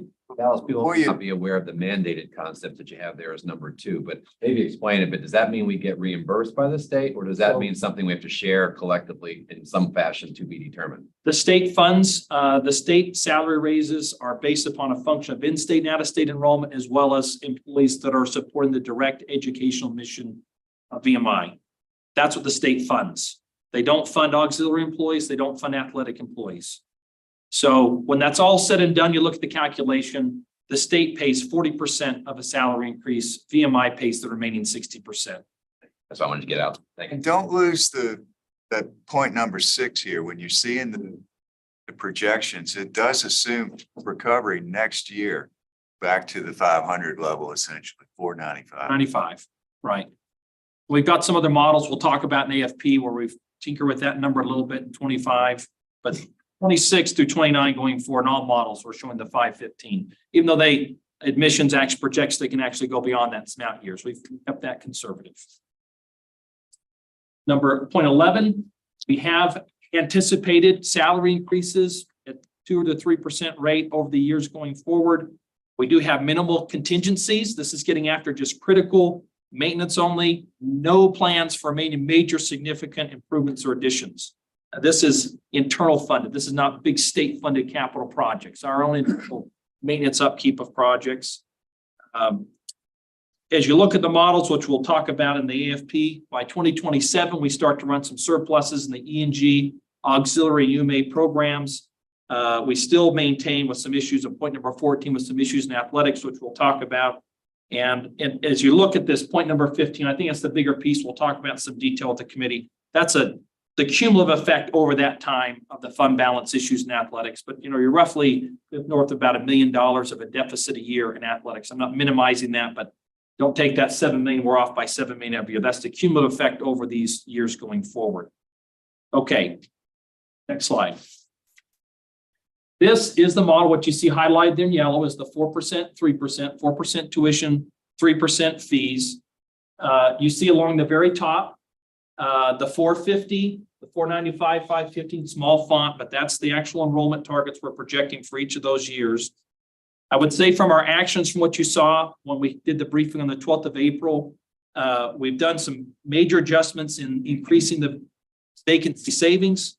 So as we are going to manage those, we're not in a hiring freeze, a central position, but there may be some other readjustments or realignments to really get after overall savings in the personnel budget.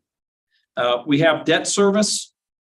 This line item here coming across with the Crozet debt service falls off in 26, which there's about $1 million there where we have no projected new debt service that we're taking on.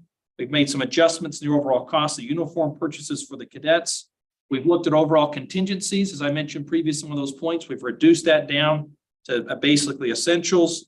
Financial aid budgets, we've reduced primarily consistent with the smaller course size, but there's also been increased investments coming in on the scholarships and pieces coming from the private side with that 12-quarter rolling average, as well as other investments and fundraising. We have increased private support has gone up $3 million as we go forward into fiscal year 24. That's a function of new gifts. It's a function of spending rates. Those are new revenues that are reflected. And that's still overall small projects to a minimum. So what you're looking at here, what this represents, you're looking at a budget revenues of 110, the expenditures at 116, which is a $5.4 million shortfall. That takes our fund balance, ending fund balance from 22 million, been 5 million, that ending fund balance down to 16 million in 24. As you stretch this out going forward, just to highlight here, when we get down to the lowest level, this current model is we get to the fund balance would dip down to 7.9, about 8 million, area from which a risk standpoint we're comfortable with. And we'll talk some other details in AFP about the fund balance levels, but it goes from 16 to 11 to 7, and then about fiscal year 2027, we start to see it up to 8.6, 11.3, and 13.3 and on. This is a larger discussion about the athletic pieces. I mentioned their fund balance is a deficit of 383. This is cumulative going forward, but as I mentioned, you've got roughly about $1 million a year in athletics that was covered up with the fund balance. That athletic shortfall is reflected in these events going forward as I briefed.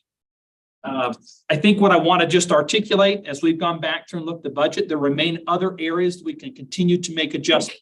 We'll make those adjustments specifically in the departmental operating account line items. There's a number of personnel, restricted funds and other pieces in there that there's some are not totally eligible for reductions, but that's near we're getting after start target to make additional reductions to further improve the overall look here. What I want to just articulate, we have a pathway forward over the longer term to demonstrate that about how we're getting through this as a complement of both enrollment and overall management of costs. I'm going to stop because I'm sure I've gone longer than I anticipated, but I'll take your question. Quick question for me. If by the sensitivity analysis, and let's say, what would be the implications of overachieving on enrollment, and by what percent would we have to do that to cut those in half? So is it 520, 550? We have a model. We'll show the AFP. We actually show the next year, and rather than going 95, actually hitting the 515 target and what those numbers do. And the impact of that, as well as the impact of a 4% versus a 3%. We've got some models to sort of show that in some detail to the committee as well. It's a great question. In the interest of time, why don't I just break that out and answer that specifically? We've got those numbers. And if our basketball team went to the Elite Eight, athletic, absolutely, would improve it. Somehow we can suit up the. Let's go. Let's go Final Four. Okay. All right. But again, I'm just impacting the income side. It looks like that's where the opportunity is. There's some other slides I'm gonna skip on legislative update. Government relations is a key piece of our financial picture. I believe we'll cover those details thoroughly in external relations. Sir. So I would just say, as we close out, Mr. President, number one, what Dallas has laid out certainly talks about kind of the near-term challenges. There's also a strategic discussion about some of these things that will persist as challenges as we go into years going forward. Dallas talked about those unfunded mandates, right, and how they get applied. And so 40 cents on the dollar, when we talk about a salary increase, be it 5% or 7%, when we talk about bonuses, those get spread to classified A&P and classified workforce and teaching research faculty, but they don't get spread across the entirety of the institute. We have to make up not only the 60, we have to cover 100% of those things that we do for additional faculty. Also, when we typically go to state legislature and begin conversations about budget and plus ups, they really only consider in-state component of that. Don't consider the fact that the lights have to be on regardless of whether you have what mix of in-state and out-of-state students. You still got to pay a light bill. You still got to pay a water bill. You still got to pay a gas and heating. So I think that as we think strategically about that, those are some things that we're going to have to continue to have conversations about. And those are things that I'll be thinking about in terms of how I go to the legislature to try to make that case. That was one quick question when you got on that exhibit. Do you have the 23 starting point? So, you know, that last three set of lines, actually roughly, what would the 17 be that we started with? Kind of how would that cascade to where we then start in the 24 cycle? The question is, do we have the 23 data Right, here? right. Just rough orders, maybe just, or maybe for later. Essentially, the beginning fund balance of 22. That's where we start. That's where we are. That's where we're gonna end This year. fiscal 23. You know, the ins and outs, or is it, I'm just curious how we got. I do have the ins and outs. Let me pull them. I mean, it gives a little better sense of the trend line. That's right. No, so you can actually see where we've actually made some reductions and adjustments. Mr. President, I just quick back an envelope, $91 million categories. That's you know, personnel and whatever the department operating accounts, but two categories with that big a number. It's hard to do across the core and austerity. You got to impact the revenue. Yep. Got to impact that. So I did want to just take one small credit because you've always asked for the sources and uses, and we've gone back and tinkered with this. So now it's a P&L. I know your next piece is like, well, how much is that athletics? No. We still got those sheets too. No, it lays it out very nicely. Thank you. Exactly. Question, I know, Teddy, you're going to dig deeper in the committee and those of us be part of that discussion further, but so I don't want to steal too much thunder of the committee, but anything before we do this topic, and I'm sorry, Gene, do you want? No, I'm sorry, no. You good? Thanks, Dallas. So we're gonna, in the interest of time, we're about 4 minutes over the stop time, beginning session. We'll just hold for the commandants from the cadet, his full laydown will be in the military affairs, cadet military affairs. The academic affairs cover what Bob. It's okay. Yeah, is it too much to ask for the comment to make a couple, just 2 minutes? I'll hear the brunt to cut us off schedule, but it wouldn't be bad just to get a cup for the whole board who won't be able to be part of those committee meetings. Bob and minutes, not just to give a quickie. Okay, 2 minutes. Yeah, that he takes 2 minutes to stand up. Really? Just go. I'm sorry, Cedric. Just because I know some people won't be party to. Wait, one. Quick insight from inside barracks. All right, that concludes my brief. Yeah, we get that. That's why I said it took them 2 minutes to get up and stand up. Yeah. I think what I wanted to really focus on is the leader development model that we're putting into place for next year. So let's just go to that, Bill. Pop that real quick. And you'll see more of this as we go. It's 50, just 2 minutes. This is one that I want to talk about. So what we're doing for the next upcoming years, linking the what the CLE says, what we do in barracks. So we're now moving more into leader training, and that will come from seeing what Dave Gray puts out in his VMI leader journey to what you'll see implemented in barracks. So as you look at the bubbles, it's a progression over time: lead self-influence, lead others, command. We're all very familiar with the first part, which is the rat glass and the rat line. So Scott had an opportunity yesterday to sit in a planning meeting that we had with the second class to move forward on how they're developing their concept of operations for the rat line. Later on, they'll come to me with the concept for breakout. Then third class, and the departure you'll see next year is that there'll be an old core training plan. And that will be put in effect. It'll be leader focused. So a couple of things is the leadership model that we're transitioning to. My staff: teach, coach, mentor, guide, and direct. We're putting more weight on that. We see that if you have a positive approach, then the discipline problems mitigate. Second piece that we have is I continue to deliver commandant's intent and the core leading the core, like they're saying. What does that look like? How do you define that? It's defined as the commandant giving intent, the core leadership developing plans, those plans being approved and then implemented with us, overwatch and managing the risk.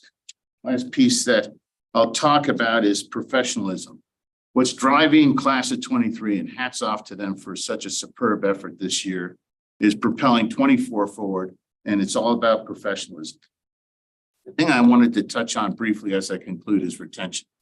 What we have been able to identify is retooling our systems during the first week to allow a cadet, a RAT, not to make a lifelong decision based on high school experience.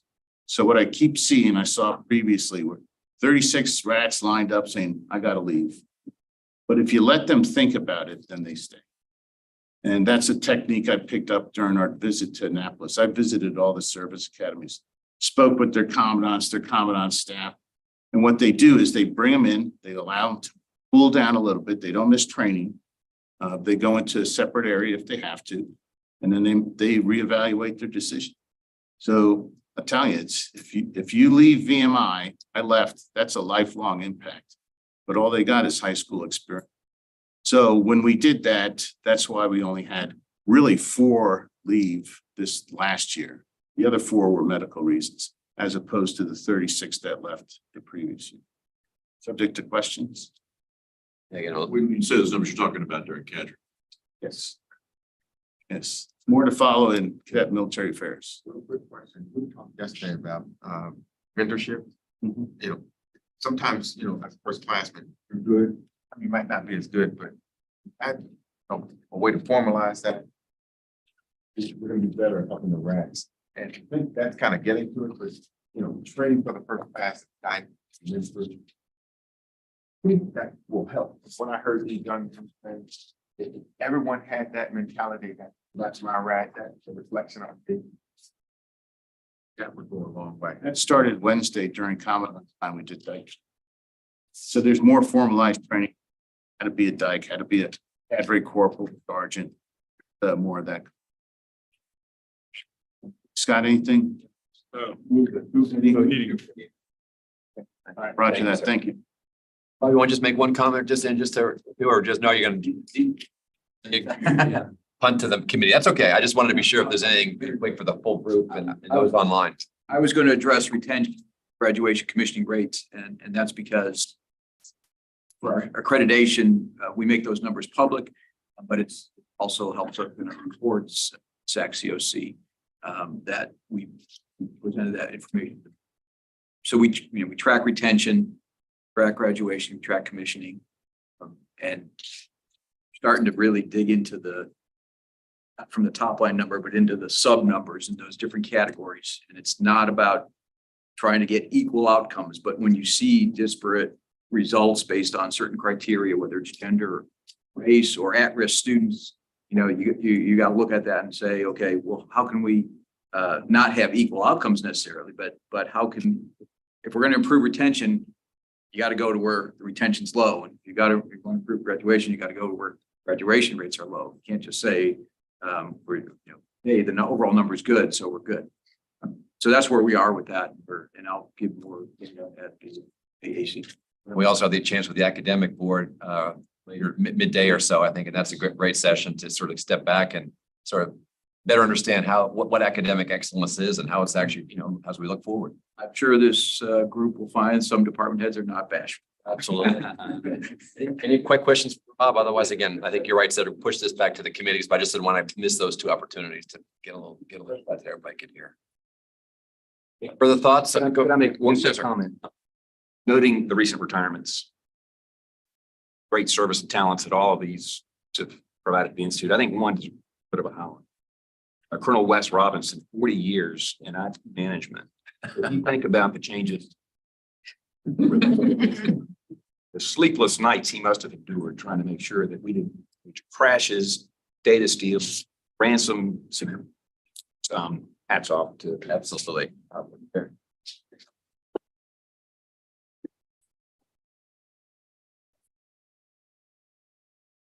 Someone who probably couldn't Fortran punch cards. Actually, is that what you're saying? Actually, someone that got that at my firm. I don't even know what that is actually. So I've just dated myself.